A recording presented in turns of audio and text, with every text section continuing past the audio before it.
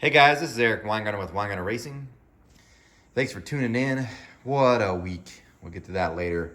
The reason for the video is I wanted to see what you guys want to see on the channel. That's probably one of the bigger things. And the reason why I asked that is because this week has been somewhat of a confusing one for like the views. And I'm not complaining, I guess, necessarily, but I just don't understand quite necessarily what people want. So for instance, earlier this week, I put out this video on this AFR LS3 Enforcer head. It's brand new, and I really thought that video is going to hit #1. That's just going to explode. And truthfully, it's not. It's a turd compared to the other videos I've done. Kind of surprising in that fact because I did a video on double hump heads. So like the small block Chevy, old style stuff. Shoot, I think that thing's got like 70,000 views. It had 30,000 within a week. It had 10,000 by the time this one's only got even barely over 3. And I know there's more LS people than there are small block Chevy people. I know that, I get that. And before you think, well, you're just like one engine make more than another, like you love small block Chevys and people like LS, it's not true. I like them all, I truly do. That's why I'm testing so many. I mean, after all, I've got a Gen 3 Hemi over here to test as well, so it's not the case. But for whatever reason, it went against with what I thought would be really popular for the viewers of my channel. So the reason why I'm asking is, what do you guys want to see? Because clearly I'm must be out of touch with some of what you guys want to see versus what I'm actually showing you. So that's the reason why I'm asking. So if there's something you wish you would see on the channel, and I'm not saying I can make it happen because remember, stuff has to come into the shop necessarily for me to be able to do a video, but sometimes I can make things happen. Sometimes I can't. So sometimes I can talk to people and then get them to work with something to get it here. Sometimes it just can't happen. But if there's something you really wish that was on this channel and I would cover more, put it in the comments. Because I'm really more curious than anything else. Because I'm not lying. I really thought this thing would already have over 20,000 views just because it was so new. I haven't seen any videos on these AFR LS3 Enforcer heads, especially in detailed or flow numbers, actual flow numbers. So yeah, it's kind of a shocking one. Anyway, sadly, several people asked, what's the valve angle on these? And I think it's...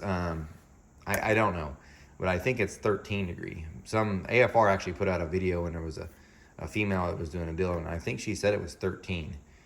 But I'm not 100% sure on that. I'd have to check. But I know several people asked that. And the other one was, well, how did it compare? This is the other question, was how did it compare to the Promax stuff? Now, the small bore stuff, someone actually was nice enough to put it in the comments for the AFR Enforcer video, the actual flow numbers, so I didn't have to go back and dig them up to find how they compared. And I'll go ahead and say this, these heads are a little bit better at the lower lift flow numbers compared to the Promax small bore LS3 heads, but at the peak lifts, the small bore ones are better. Cost wise, these are far cheaper. However, there are some advantages for the small bore LS3 head. It can run a solid roller spring, which I don't know a whole lot of LS guys are doing, but that part's neat, so I do appreciate that. Both are import heads. Both come from China, in other words. But how does it compare to the large bore? Well, these are the ones I personally bought these. So Promax did not give me these. These are the large bore LS3. I mean, I shouldn't say large bore. These are just their LS3 260cc ports. And if you watched a video, which this one got more than the AFR Enforcer heads. But if you watch that video, I just took them out of the box and did a vacuum test and they failed. This one only had one seat intake fail. And the other head, I'm not joking, and I should have recorded that one. All the exhaust failed, and only one of the intakes failed. So in that one, it was like there's 8 valves, 7 of the 8 failed. So I had to do a valve job, and that sucked. I hate doing the valve job on these AFR LS3, not AFR. I hate doing the valve job on these Promax LS3 heads, not AFR. These Promax LS3 heads, I despise doing the valve job on because it takes by far longer than anything else. And before you're like, well, is it a whole Promax thing? No, they're small block Chevy heads. They're big block Chevy heads. They're small block Ford heads.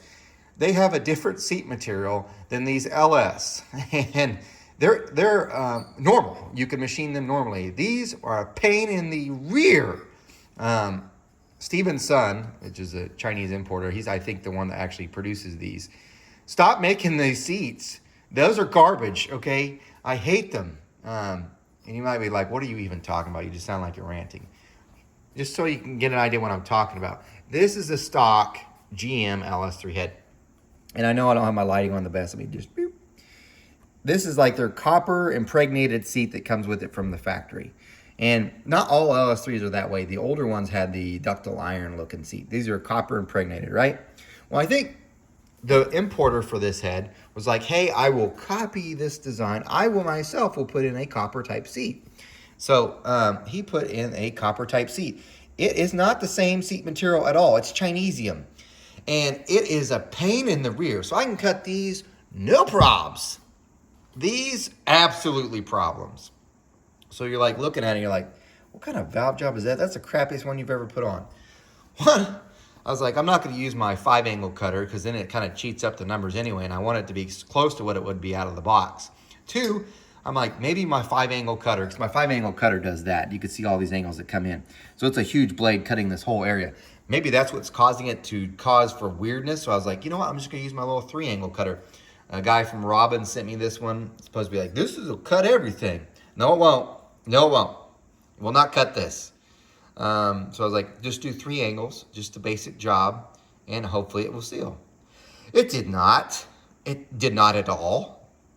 Cut the valve job on one, I think it was only this one, that actually sealed. The rest would not. So then I kind of understood why Promax couldn't get them to seal.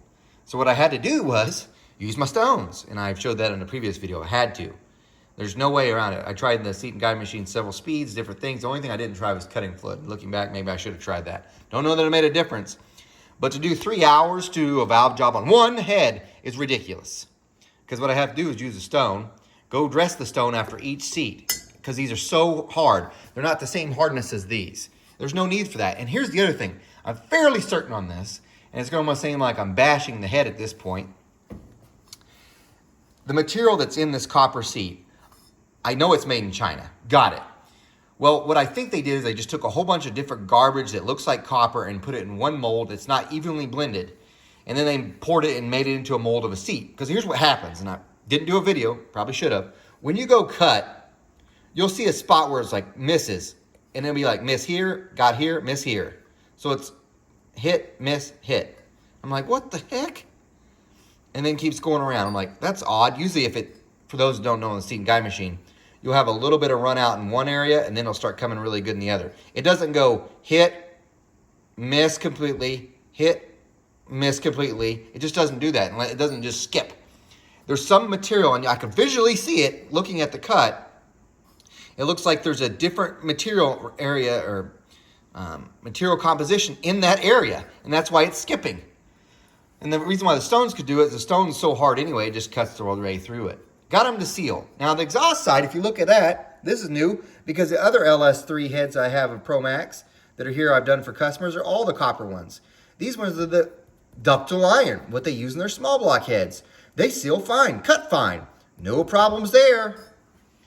I know if it seems like I'm ranting, I'm just like, oh God. That was just like one, and the thing is, I'm cutting these, I'm like, one, these cost me money. I probably should, in the first cut, I was like, I should have sent these back. Should have sent them back. Just got another pair. But then I'm like, they're just gonna be the same thing. Should have sent them back. And the worst thing is, like, knowing you paid for them, knowing I'm spent 6 hours to do a valve job is absurd. And especially because I'm not getting paid for this. So if anybody ever sends me a set of LS3 Promax heads, the small bore, by the way, it looks like they're ductile iron seats. So maybe they use the same seat material or seat from the small block Chevy one into that one. But these large ones, not the same. Oh, Lord help me on that. But anyway, worst, you know, you just ain't making any money. And I got so much work that needed to be done from being gone last week, which we'll talk about later. It's just frustrating. But anyway, got it done. So long rant, but how did it compare in flow numbers? Because I know you wanted to get to that. Here's the, zoom, there we go. Here's the Promax after doing the valve job. So I don't know if I necessarily hurt or helped. I actually think I hurt some of the peak lift flow numbers. But it went 280 at 4, which is really, really good. That is a fantastic number. And if you look, I did some 550. I usually don't do this, but I did it on the LS. 500, 319, 550, it went 329, 600, 336, 650, 332. But here's what's weird. Look when you get to like 9 and 1, 353 and 351. I know for a fact because the valve job I did on someone else's that I just sent out, and I blended it, it went like 380 or 370s. It was way out there, and that was just from a valve job and blending. So and that was a performance valve. That was like a valve job like this, not like this. So I think if I just do that, it would have helped. Did I want to do it? No, because I thought I could save some time doing the 3-angle. Incorrect. Same with the exhaust, I did 3-angle. Theirs, by the way, had the copper on the exhaust as well, not this. But yeah, it looks pretty good. So it's still, how does it compare with the AFR Enforcer? Here's the AFR Enforcer again. If we look at 274 to a 280. Now don't forget, that's a 2165 valve versus a 208, so it's flowing almost the same. If we look at 307 or 308, I guess, versus a 319. So pretty much from 400, it kind of stays with it. From 5 and up, it doesn't. And then the exhaust flow is not even close. It peaks at 315 versus 215 versus 237. So they're not the same. Now this is a large bore. The small bore is actually better. It truly is, except for I think on the small bore on the Promax it was like 264 or 4. So at the lower lifts, the AFR Enforcer is actually better. I would much rather cut that valve job. Those seats cut like butter. Even though they're Chinesium, that Chinesium ductile iron's far easier to cut than this copper. Look, I'm trying to copy GM seat material. Now, the other question that several of you asked is, man, I really would like to see you test it. Me too. I'm not lying. I love testing stuff. But the reason why most of the testing happens is because manufacturers, for one, will sometimes send me stuff and let me test it without having to pay, which is kind of great. Promax has sent me several stuff, so it seems like I'm bashing them, but they've done a lot of stuff. I keep begging for them to send me the other small bore LS3 head so I can actually test that one, because I would much rather start my 408 LS build with that versus this. But right now it looks like we're starting with this. But I would absolutely love to test the AFR Enforcer one. I really would. Except for AFR has been so nice and has been so helpful on so much different things. It's hard to ask them for more. I'm just happy that they sent me this just to flow, even though I'm going to try to send it back next week. But if I did this, then I have to switch to hydraulic roller cam, because they do make a solid roller spring that PAC does that would work with this spring pad that they have. I don't know of any shaft rockers that are reasonable. I know there's not, to run that with a solid roller. Yes, you can run shaft rockers with a hydraulic roller easy. Brian Tooley makes a great set. It's like $450. That's a pretty good price. And you can run, but that's for hydraulic roller. It really wouldn't work with solid roller because it doesn't have adjustability. So the point being is, I really would love to test them, but I'll have to switch to a hydraulic roller cam. The cam's not so much. I mean, it's expensive, but the lifters are expensive. They are. So they're actually more than the solid roller lifters that I bought for it. So, I mean, just to give you an idea, I think the lifter's like $835. Cams are cams. It doesn't matter if you do a solid or hydraulic roller. So the point being is I would love to test it, but one, I don't own these and they're going to get sent back. I mean, I'd love to, because I'm curious to see what it would do. That'd be a really good comparison too, to be like the small bore versus these. And then actually I could even do this set's ruined, but I'd really like to do a stock LS3 head, because I know I can get a set, just do a basic rebuild, something like this, but of course it'll be easier to cut. Do that versus these. That'd be a great test. Maybe AFR will hear this and they'll be like, hey, yeah, we'll send it and send you a pair, and you just keep that one, we'll send you another one, and here's some rockers, and go have fun. But I doubt it. I asked too much from most of the companies anyway. So anyway, there's that. What else has happened this week? Well, let me just tell you a little story about that, and I'll get real quick to you. I don't know if I must be the only guy that has this stuff happen, I think. And I say that. I know I'm not the only guy. So on Mondays, I have swim lessons. You're like, what are you doing then? Swim lessons? Didn't that cause a heart attack? Yeah, that's right. Still doing it. Like I said, this shop, if you have a small business, you totally understand it. It consumes your life. So to get any time where you just get a time to not think about it, sometimes it's heaven. So I can't swim. Well, actually, I can now. I'm actually getting fairly decent. But when I'm in there, I don't think about other things, and that's just nice. Even if it's only 30 minutes of the whole entire week, it's nice. So anyway, I go out to go swim, but I look at my S10s parked in the garage, and I thought, well, there's a puddle on the ground. I'm like, what the hell? So I look underneath the truck, it decided to piss antifreeze. So I'm like, man, what the? I ain't even done anything. So I think the cars literally hear you like, you're working on other stuff, are you? I'm just going to pee on the floor. Anyway, yeah, the radiator hose were leaking. Tightened those up, and that fixed that. I started up to back it out just to get it warmed up, and Had some antifreeze, or coolant. Anyway, I started up and the O2 sensor says, you know what? This is a good day to just say I've had enough of this too. And it decided to quit too out of nowhere. In all fairness, that one's been around for 3 years. Luckily, I had a spare and changed it and everything's fine. The track's actually open today to go testing, but I have had zero time because I had some other stuff that went wrong in the shop. And it's just a week. It's just a week. So anyway, I decided I'm just going to spend more time grinding. So all I did was grind to get my mind off stuff as well. So I didn't even bother messing with the truck. Just got those two things fixed and just let it sit. I think there'll be a test and tune next weekend. Maybe I'll attempt that with the S10. We'll see what it really will run. Still need to get the slick situation fixed on the truck too. So who knows?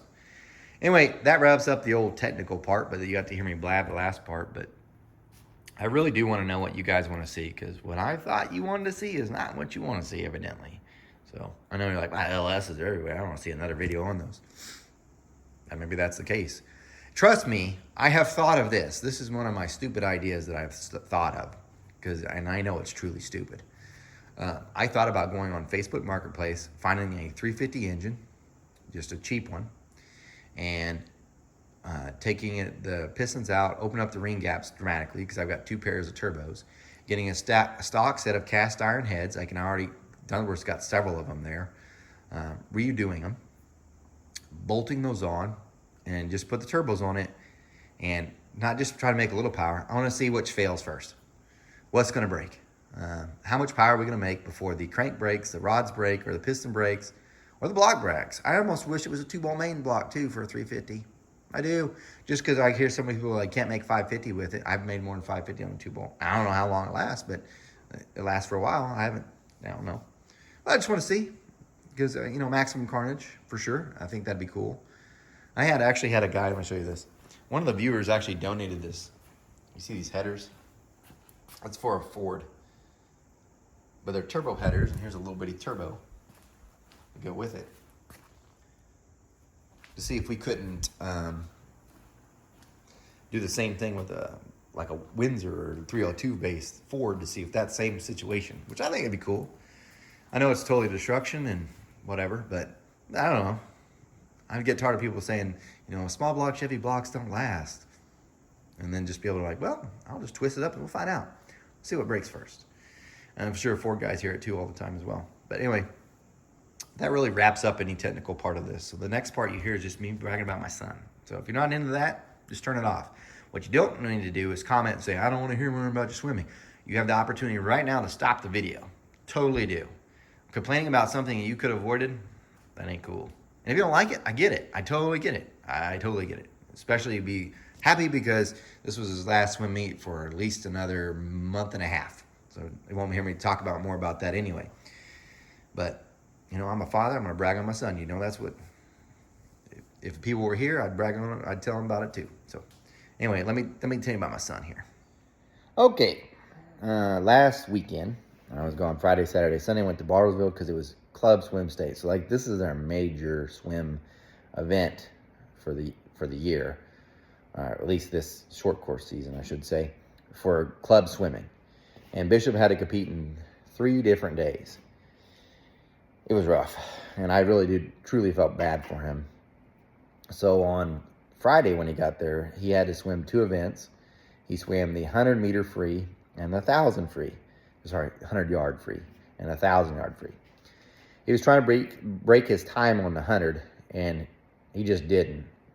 So his goal, remember, is always, it doesn't care really necessarily where he finishes. Obviously, he would like to have made the finals. But only top 3 even get a medal at club state. But the top 8 make it to the final, the A final, the fast boys. Top 18 make it to at least the finals. He didn't make a single final. And I think that kind of hurt him. He really wanted to. He just didn't. So things like that happen, It makes you work harder, I guess. He did drop times, but in the 100 on Friday, he actually gained time. So that was tough. And then he did the 1,000, and he's never had a time for that before, so I don't know where they got their time from. They said they got it from a long course when he did a 16:50 in a long course. I don't know where they got it from, but he also added time on that because he did the 1,000 free. That's a swim. That's a long one, all right? His times were really good. I knew he wasn't going to break whatever time that the thing said, But if you looked at his times, he averaged a 5:22 on both the 500 and the 1,000, which would be faster than his fastest 500 at the beginning of the season.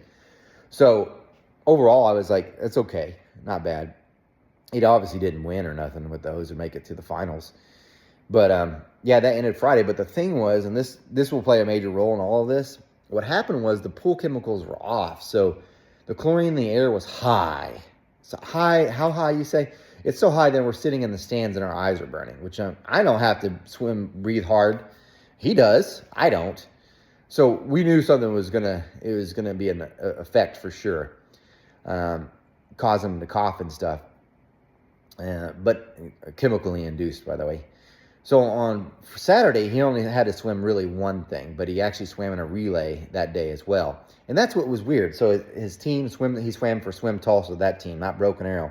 Swim Tulsa is a club team coached by Lynn. She's an amazing coach, really, really good coach.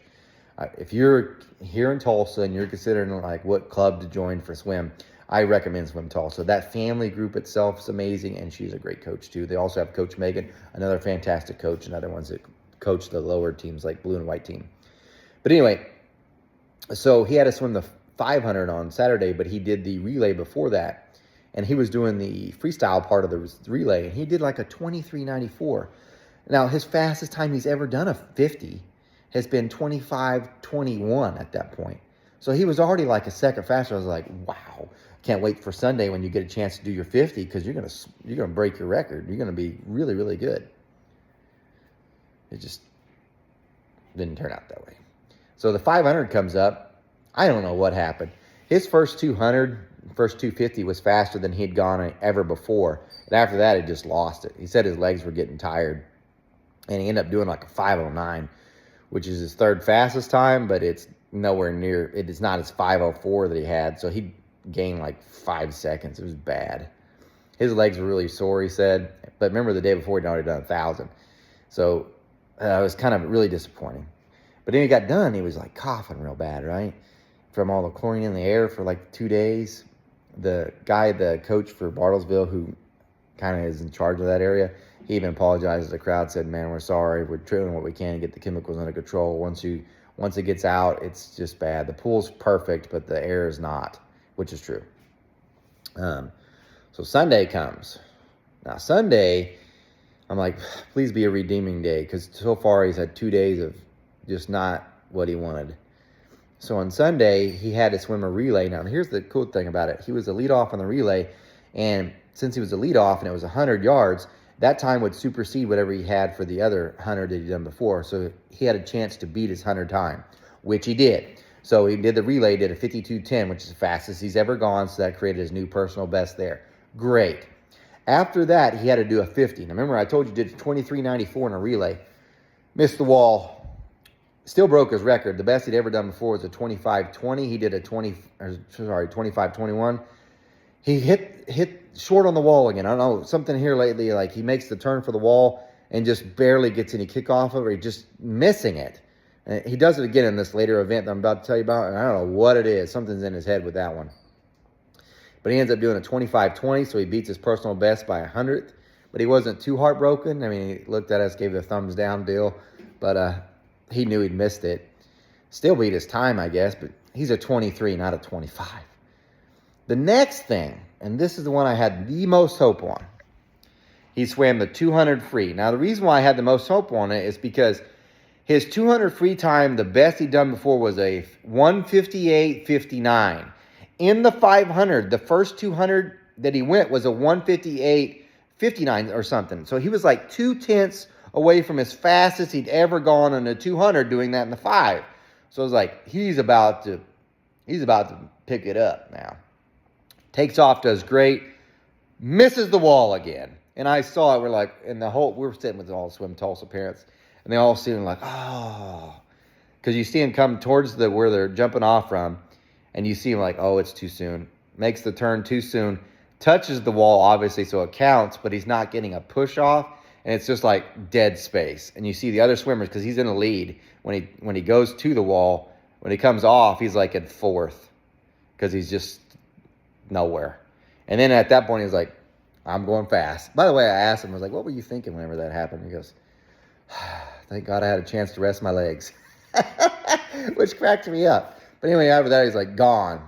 He was like, screw it, we give it all. And that's what I love about my son. I'm going to talk more about that coming up, but he doesn't quit. So he took off and gave it hell. He gets to the done, finishes 1:55.30. So he beat his best time by almost 2 seconds, missing the wall, which I was like, man, you could have been a 1:53. But still, I was so happy he went in the 1:55 and he's all cheering and stuff. It was pretty good. So that was great. So I'm glad he finally got a good time. Something to be somewhat proud of, even though he totally missed the wall. But he's really proud of his time because that's scooting. He's gaining, dropping some time. Just to give you an idea, last year he was a 2:03. At the same meet last year, it was 2:03. So he dropped 10 seconds in 1 year. So it's pretty good. Pretty good. Anyway, the last thing that he had to do, remember I told you he had this cough. This cough was bad, as in like coughing so much, he's turning like blue in the face because he can't catch his breath. This last event he has to do is the 1650. That's a mile for those that don't know. I guess that's what they call it. I don't know, mile, I didn't measure this stuff. But 1650, it's a long one. He's coughing. I was like, he told me before even, like the day before, he's like, I'm not even trying. I don't care. And I was like, sure, buddy. Every time he says it, I know he does. So he takes off in the pool, and I'm just watching the splits. And I know he's faster, and Monica's running his board, so he need to pick it up. And even I'm thinking, man, what the hell are you doing? You're so slow. Pick it up. But anyway, I think he was doing like a 38 split, which is really, really, really slow. And he's all the way in the far lane, so I can't see him. But his Coach Lynn's walking next to the pool, watching him swim, telling him to kick and stuff. And she's watching him, and she's doing a little like that. And she looks up at us in the stand, and she goes, he was coughing during the middle of the swim. And that's why he was going slow. Like he had a bad coughing fit while swimming. Now, he could have quit and said, screw this, I'm done. No, bad coughing fit while swimming. I had no idea. That's why he was doing a 38. Gets out of the coughing fit, starts doing 34s. 34. It's 63 links he has to go, I think it is. I think that's what it was.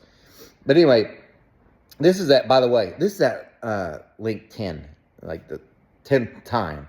So he's got like 50 more to go. Keeps going. Because he's behind the second place guy. Passes the second place guy and just starts knocking out time. And I know he's having a hard time. He finishes this race with like an 1840 something. He knocked 45 seconds off his time coughing. When he got done, by the way, he was totally coughing at the side of the thing, like horrible coughing. So why do I tell you this? Because there are things in my life that makes me absolutely happy as a human being. Or a father, I don't care. When you see someone, it doesn't matter what they're doing. I don't care if it's baking pizzas, scraping gum off the side of us, whatever. When you see a person who's doing their absolute best at a job, to me, that's the most beautiful thing in the world. Not girl in yoga pants. The most beautiful thing in the world is watching someone give it their all at a task. And I'm watching him do that. And also his perseverance.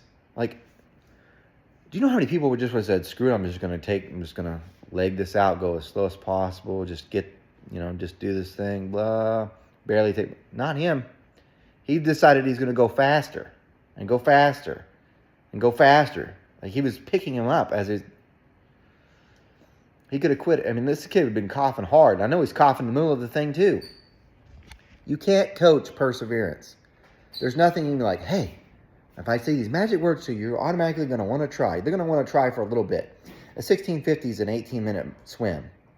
That motivation might work for the first 5 minutes. It doesn't work that long. That's all in here. That can't be coached. It can't be taught. It's the person. I'm not kid you. I was like trying not to cry through the whole thing, watching him at the end. To know what he did. Like I've raised a great son, yeah. But I didn't put that in. That's him. And it's beautiful. Straight up beautiful. If you got a kid, you understand. If you got that, that's amazing. I'm just more proud. So when I think about it, if you're like a college coach, and you're like, man, I'm looking for a swimmer. That's the one you want. That kid ain't gonna quit.